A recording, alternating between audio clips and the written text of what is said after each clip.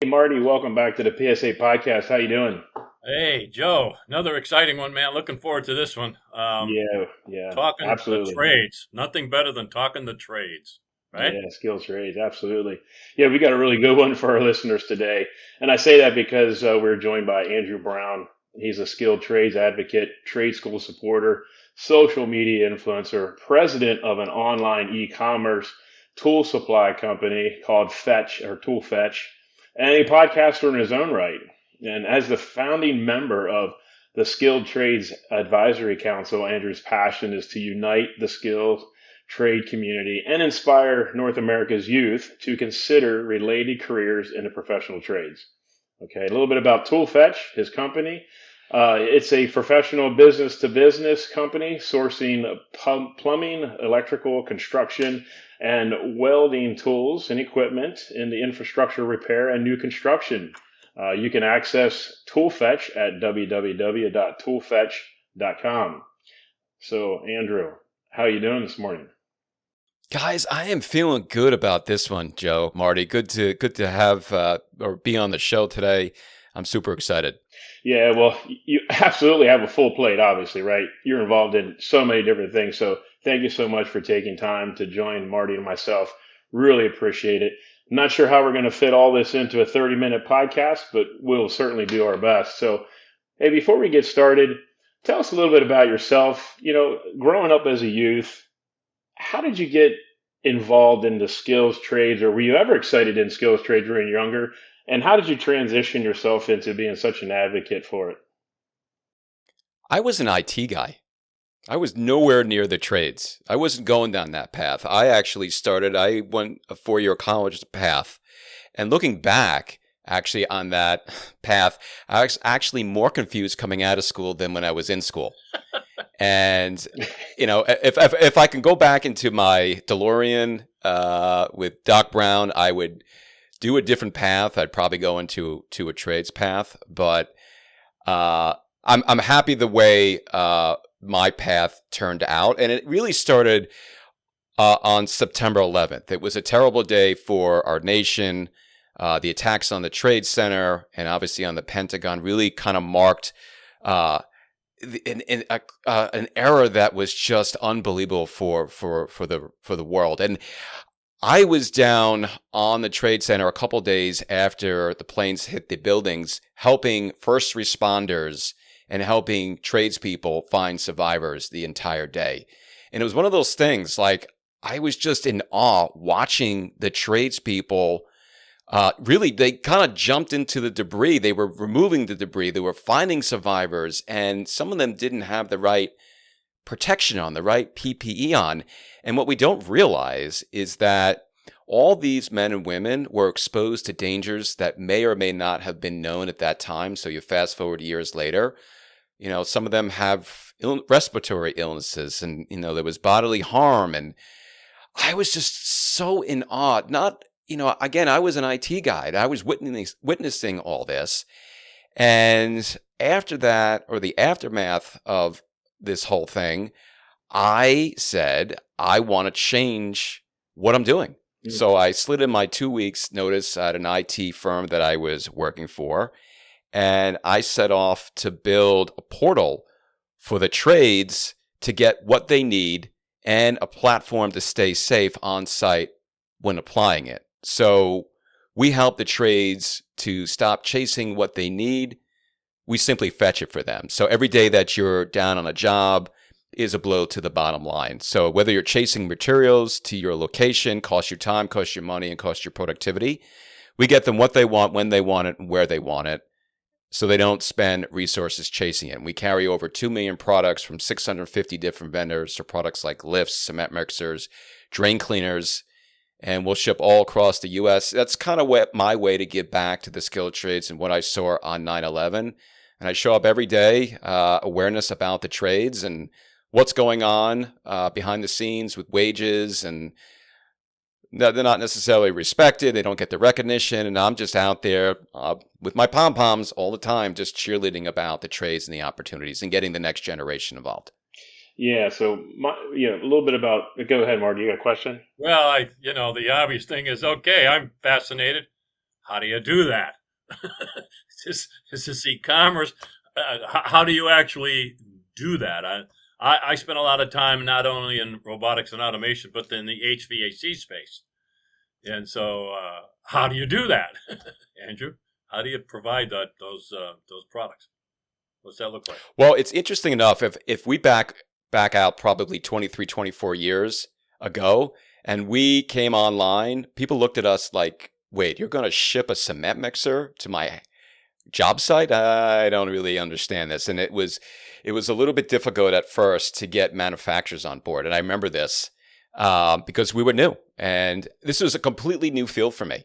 And I was literally a fish out of water. Like I just didn't know, and I kind of almost had to. And myself and my brother, who started the business, we had to learn on our feet. We had to get around people who have been in distribution before and really get a good understanding, not so much on the online side, but more on the distribution side. And it was really foreign for people to be comfortable to put a credit card online. Remember that's back in the day of Netscape and like all like the old browsers. And it took a long time to build up that rapport with vendors, to build rapport with customers and make them comfortable to use our portal to get what they need for the job site. So we've gone through 6 or 7 iterations of our website, but we made a really robust website to make it easy for the trades to come on, whether they're out in the field and they need something and they're down on the job, they're doing infrastructure work and they need something by tomorrow. Well, we have a co-partner that we work with that has 8 distribution centers, and we'll get most of the products 1 to 2 days on the job site. Some of the products do come from our distribution center up in Massachusetts that we stock some of our equipment, and a lot of the larger equipment, material handling, cement mixers, hydrostatic test pumps, and other things come directly from the manufacturers. We have hundreds of vendors who we have partnerships with who drop ship directly for us. So whatever we do, we want to get it into the hands of people in the trades, because if something's down the job, it's going to cost them time, money, and productivity and slow down the job. Sure. Absolutely. Now, are those all purchased? I'm just curious. One more are thing, those Joe, then I'll let purchased you go. I'm items? sorry. Yeah. Okay. So I assume the IT background helped with all of that. Well, it's funny if you roll back even the clock again 22, 23, 24 years ago, I was the person who, and my brother, we built the first website. Like we literally built it, and there was no NetSuites and the Oracles, and it wasn't easy to go, Shopify and all that stuff today, where it's easy just to, or Wix website. Like you really had to hard code back then, and we really scrounged around together to get that first site up and running. And I remember that first sale that came in online, which actually was a friend of mine who did it. That's perfect. And we still have that first sale it was a Milwaukee something, or I forget exactly. It was a Sawzall. And I was like, wow, that was the beginning of our business. But I remember that. Yeah, that's awesome. It was exciting. Go, Joe. Yeah. So, local to where I'm at around Pennsylvania, where I grew up, to get things to the job site typically went through like rental companies. And so you were, I guess, even back then, there was rental companies to get things to job sites. So you had to kind of compete against that from the local standpoint. And do you sell or do you rent or do you both? No, we only sell brand new items. We don't get into the rental side. But yeah, look, back in the day, who was it? It was the Grangers, the Fastenals back then, large distribution houses. But they didn't really have an online presence at that point. So we had kind of a head start, if that makes sense. At that point, there was a couple other players. Then obviously over the years, people jumped on board. And that's just, if you don't have a website for your business, like, who are you? Like, do I really want to do business with you? And if you don't have social media, presence out there. So it's a very different game today than it was back in the day. Yeah, sure. And even on your website, you do a very good job of supporting and promoting your advocacy to the skilled trades. I noticed that. So kudos to you there. But I'd like to take a step back and just frame a little bit about myself, Andrew, and why I'm so such an advocate as well for skilled trades. When I was growing up, my father, he was a carpenter. His father was a carpenter. My uncle, his brother, was a carpenter. And, they beat their bodies up. Like, every day. And so my dad had a shop in his garage, wood shop, and he would build things besides being a carpenter. And I went in there and I tried to help him, as a young kid. And he was like, take the tools out of my hand. He goes, you don't want to work with your hands. You want to work with your mind. Right. So he was kind of forcing me in a different direction. And why he was doing that, because, it was dangerous work that he was doing. I mean, he was doing masonry, carpentry, electric work. I mean, all this type of stuff, right? He was a master carpenter, and he got paid nothing for it, basically. And he beat his body up, right? So he wanted to get me out of that environment and said, work with your mind. And so I kind of went down that path. And yeah, if I look at it today, yeah, sure, I would love to have those skill sets, because it would help me today owning a house to be able to kind of do some of the things that he could do. He was always there to help me out. Unfortunately, he's passed away, but he was always there to help me remodel a house or do whatever. And I was always grateful to take, advantage of his skill sets. But things are changing today, right? I mean, in the skilled trades, things are changing. Technology is changing. Safety aspects are changing. So I'd like for you to talk a little bit more about that, because you're in the trenches, like how things are evolving from times past to today, and that, the skilled trades are important, and they're not as, bad as they were maybe back in the day, and it could be profitable. So I have a podcast called The Lost Art of the Skilled Trades, and I interview people in the trades. And this came up about their father being a carpenter, but the father didn't really, the son didn't really understand what the father was doing. And it was kind of almost like looked down upon, like you said, with your father. It was just this like, why would you want to be a carpenter and work with your hands? Use your mind. Mm-hmm. And that whole stigma has stayed with us for a very long time. It's much better today than it was because of social media, because that it's out there more. The Wall Street Journal is printing articles that the Generation Z is the tool belt generation. So we're in a much better place than we were. Wages obviously have risen a little bit, and the opportunities are there. And also because of the shortage that we have, over the next 5 or 10 years, 40% are retiring.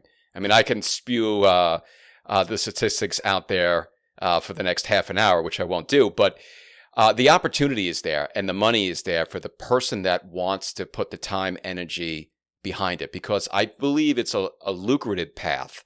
But it's definitely evolved over time. The industry has evolved over the time.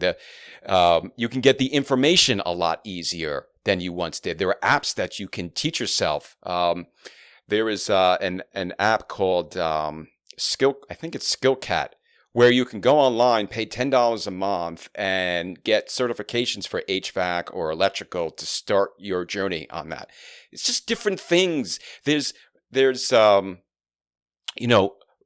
where you put the goggles on and you're in a virtual environment, where I was at Skills USA in Atlanta a couple months ago, and I was in an environment where I was a lineman, and the town, the electricity went out and the hospital needed electricity. So I climbed the tower as a lineman, and I'm sitting there trying to, fix and turn on the electric. That was exciting. I was like, and I turned it on. I was like, yeah, okay, I'm the man, like for like 2 seconds, I'm good. But those are the excitements, and that's what gets kids interested. And the gamification, it's a very different environment today, and the motivation for kids to get into the skilled trades, because we need the next generation involved, and we're trying to do what we can.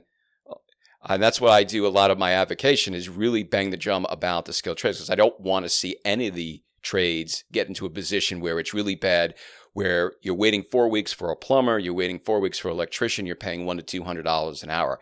I think we're at a tipping point. I think we can pull it back, but we need to still do a lot more work out there. Yeah, the skilled trades are important, not just for, every community that's out there, but also for businesses, right? I mean, we're at PSA Systems, we're a systems integrator, right, for robotics, automation, custom equipment. But we also do our own fabrication. So we have skilled CNC machinists, we have fabricators, welders, we have painters, So it is difficult to find, individuals to replace the ones that are retiring, right? So I get it. Our company gets it, and we know it's like super critical and important, to move this needle forward. I understand that you just recently joined the AWS. So congratulations, American Welding Society, correct? I did, and I do kind of work with them on social media, try to put some content. They reshare my content, but I was down at the there's a Fab Tech show, a welding show, and it's every year. And I was down there last October, and they have this massive trailer, and on the trailer they have 6 Lincoln Electric welding machines virtually. Hmm. And I tried it, and for some odd reason, I've never really tried welding. I got 80 out of 100. So maybe I could have been a welder if I go back in time. I could have maybe I have steady hands, but I was watching all the kids come on the trailer and they were lit up and they were playing with this. It just got them interested, and at least maybe there's a couple of kids that have a technical spark that are interested in working with their hands, and they try this and they're like, wow, that's pretty cool.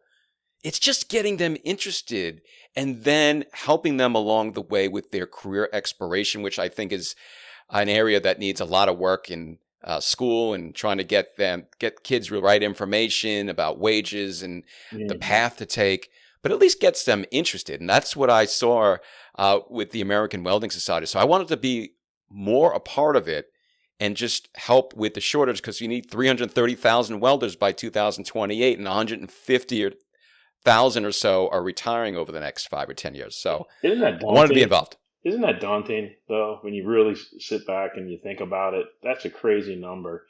And I'm on the board of directors at the Hobart Institute of Welding, and I do have experience and a background in welding. I started my sales career in industrial welding supplies and gases and such, and worked through that, and then worked for a couple of robot OEM manufacturers. So I do have some experience in welding, and I'm glad you brought up the VR goggles and the virtual welding packages that Lincoln offers, because at the Hobart Institute of Welding, we had some discussions about maybe that's a way to start enticing individuals, the youngsters, to come to the Hobart Institute of Welding, and to start out like phase one is like getting yourself under the hood of a virtual welder, right? Where you're not, quote unquote, making mistakes on material, right? You kind of learn a little bit about what you're doing in the virtual world, and then you take it from that into the actual practical application. So, yeah, so it's interesting to know that to hear that you joined the AWS, because that's a critical part, and it is daunting.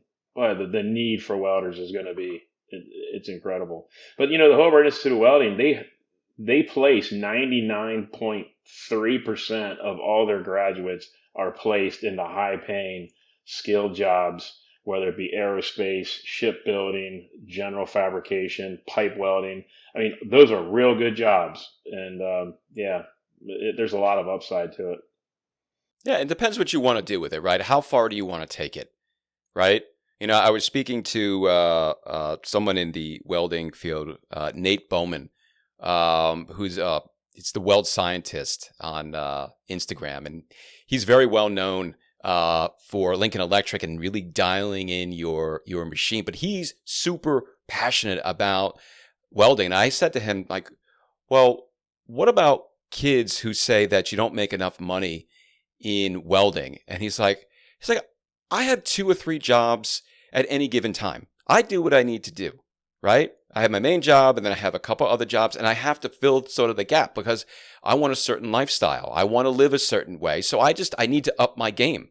And if I'm not happy at a certain shop, I'm not making enough money, I'll consume as much information there, and then I'll move on to the next place, because they're not seeing the worth that I am giving into the job that they want me to do. And I'll move on. But it's about just, doing what you need to do to make the wages you want to wait. If you want to stagnate and just be in one role for 10, 20 years, that's fine. It's nothing wrong with that. But if you want entrepreneurship, you want to own your own business one day, you need to step up, and you need to learn, and you need to be uncomfortable and understand the different skill sets, because there's your technical side, and then there's the business side. That's 2 different sides. Mm-hmm.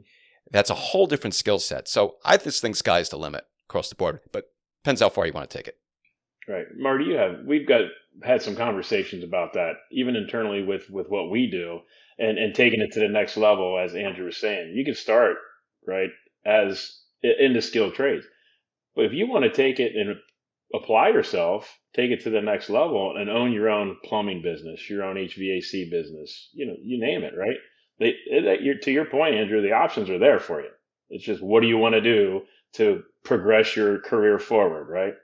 Yeah, And there's, I think, Joe, and we've talked about this, Andrew, I like your feedback or your thoughts on this, is that so many will lump all together, the younger people, men and women, will lump them all together. They think, well, if I become a welder or I become an electrician, I have to do that for the rest of my life.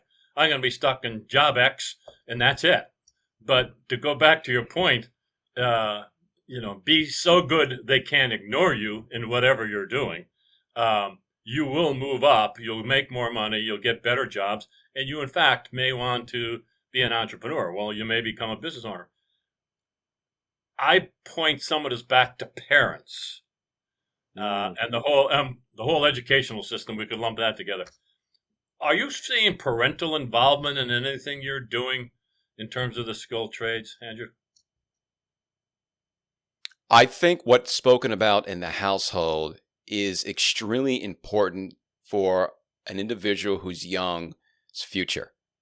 Yeah. Because even if somebody, like you had said, Joe, that your father said, use your mind instead of your hands. Well, that probably had a huge impact on you. But if your dad said it the other way around, use your hands, learn a trade. Maybe it just would have been different for you. And for me, again, it was just like, well, I should just go to college. Well, I wasn't forced to go to college. I just thought that's what I should do, right? Mm-hmm. And I had 4 different majors, and then one into IT, and then one into tools and equipment sales. Like, and I wasn't even given no one was helping me. And I think it's just the foundation of your family and your parents, and that's why I try to instill that. I have young kids, yeah, and I try to instill that in my kids. And look, I want them to follow their passion, and if it's the trades, that's great. If it's something else, that's great, and I'll support them. But I want them to see the different options out there.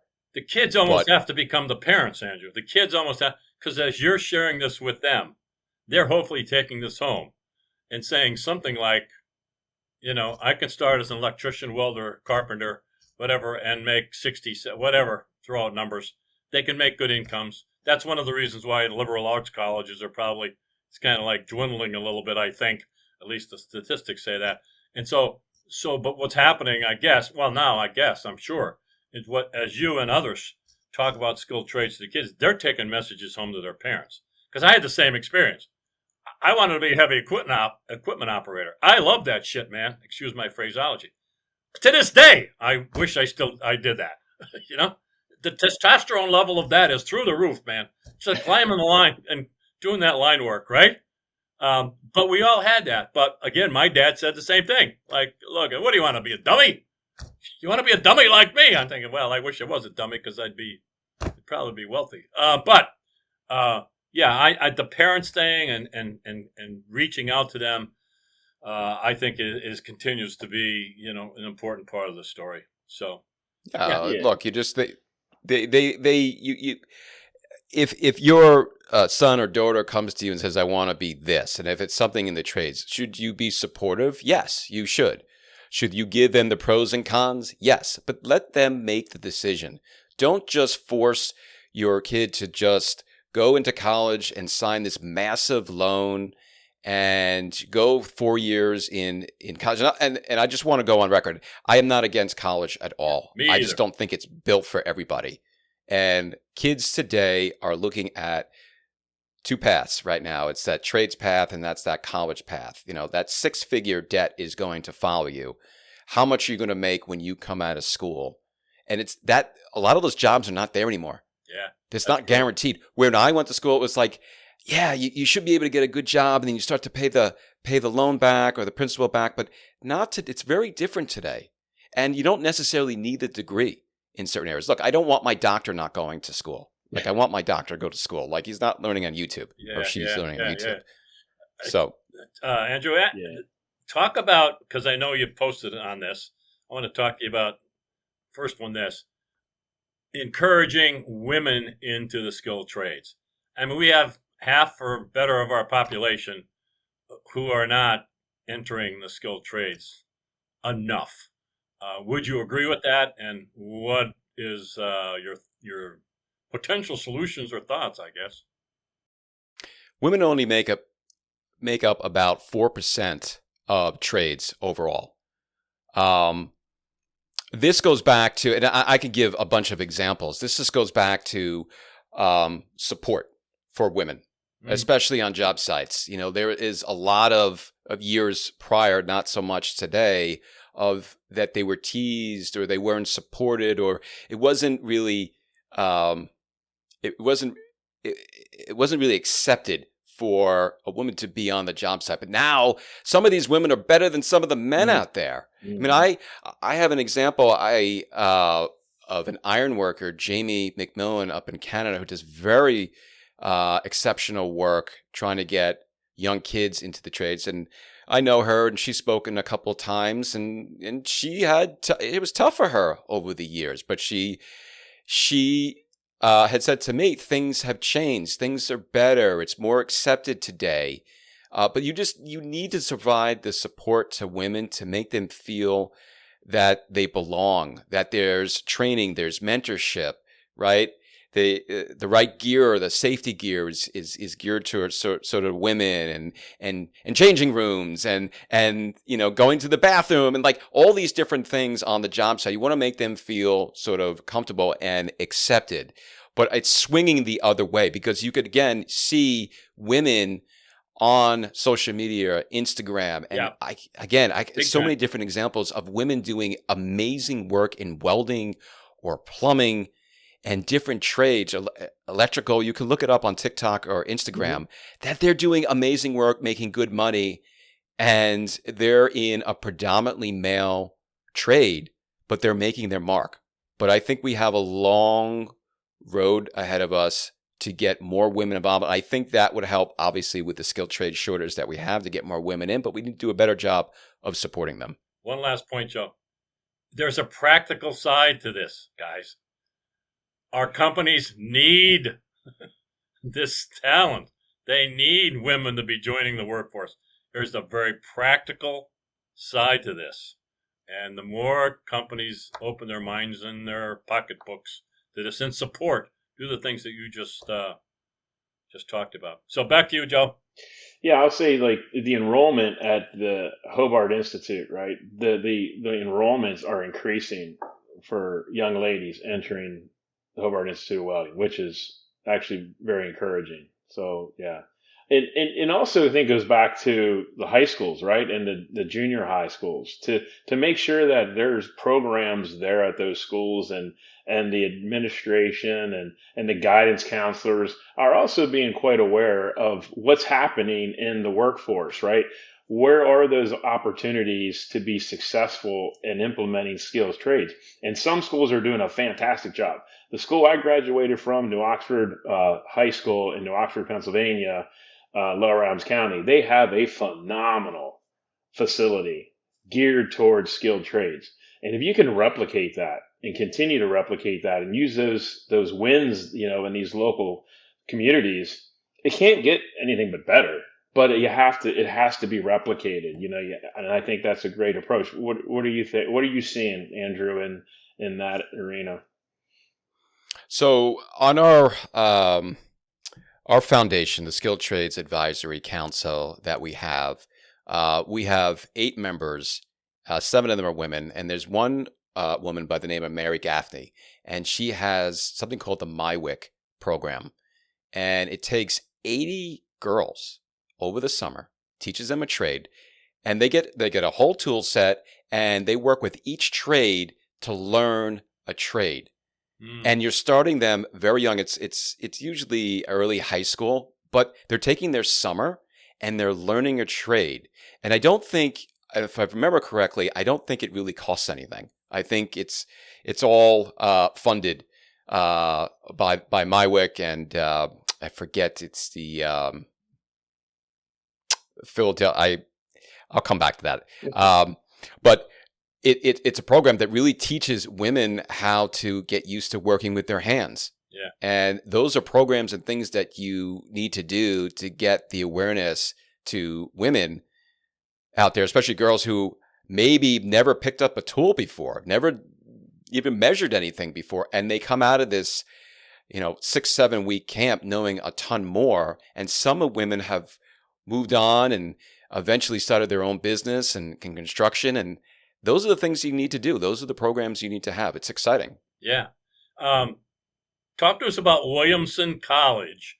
You posted that. That blew me away. So talk to me about that. The Williamson College of the Trades is like a one-off. And they take students from rough backgrounds, poverty, and they give them an education, tuition free, and they pay for their room and board. And for 3 years, they learn a trade, whether it's power plant, whether it's electrical, if they want to be in carpentry, and they come out, 95% of them, and usually the graduating class is about 80, 85, and it's all men, only men. And they're guaranteed probably 95, 96% leave with multiple job offers, all tuition free. It would cost over $100,000 per student to go there. They have to dress up in a suit, jacket, and tie. They raise the flag. They make their bed. It's almost like, to some degree, military kind of based, but it makes them respectable men in society. And I remember going there and I was shocked, and I would go up to them. They would look you right in the eye. They would shake your hand, and they were super excited, whatever trade that they were in. And the person who was taking me around, he was super excited. He was graduating. He was going into carpentry. He was talking about owning his own business one day. And I was just blown away. And I did a podcast with President Rounds, Michael Rounds, who's super passionate about it and just wanted him to share the story and share it with others that just don't know about it. And I just didn't know about it until a podcast that I listened to from Mike Rowe. He's awesome. They mentioned it, and I was like, wow, I gotta find out about this. And I gush over it because it's a great college. Well, share your podcast. How do people get to your podcast? Because I think that'd be great. My podcast is called The Lost Art of the Skilled Trades. It's on all the major networks, Spotify, Apple. And, I tell stories about people in the skilled trades. I talk about the awareness in the skilled trades. How do you get into certain skilled trades, entrepreneurship, and it's just connecting with people who have interesting journeys. I just had on Barbie the welder, who is a very well-known sculptor in the welding trade, who, Joe, maybe you know, maybe Marty, Oh my God. I mean, it was, this is coming out in a few weeks, like truly emotional what she's gone through. And I love people's journeys and their stories and how they came from maybe nothing or a tough background and they made something of themselves. And I love sharing those journeys, and I share an episode every single week. And I love bringing people on the show talking about the trades. It'll be in our show notes how to reach you and how to reach your podcast. So, Joe, you want to? Yeah, absolutely. Yeah, we're gonna wrap it up here, Andrew. I really appreciate you joining us again. It's one of these ways that we can change the ideologies that are out there of the skilled trades, and you're doing a fantastic job. And again, kudos to you, and again, thanks for joining us. I really do appreciate it. I appreciate being here. And how do we get out? How do they reach you or follow you? I know you LinkedIn. How do they find you on LinkedIn? So I am all over social media, whether it's LinkedIn under Andrew Brown, under Instagram, under YouTube, it's under ToolFetch. A lot of my content is under andrewbrown.net. You could join my newsletter where we talk about different resources for the trades, the community for the trades, and I send out an email usually once or twice a week, just talking about different programs out there or the podcast. You can also Subscribe to the podcast on any major networks. Of course, it's The Lost Art of the Skilled Trades. Or you could just reach out to me and DM me on LinkedIn. I'm always ready to talk about shop or the trades. Awesome. Fantastic. Once again, thanks a bunch, Andrew. I really appreciate you.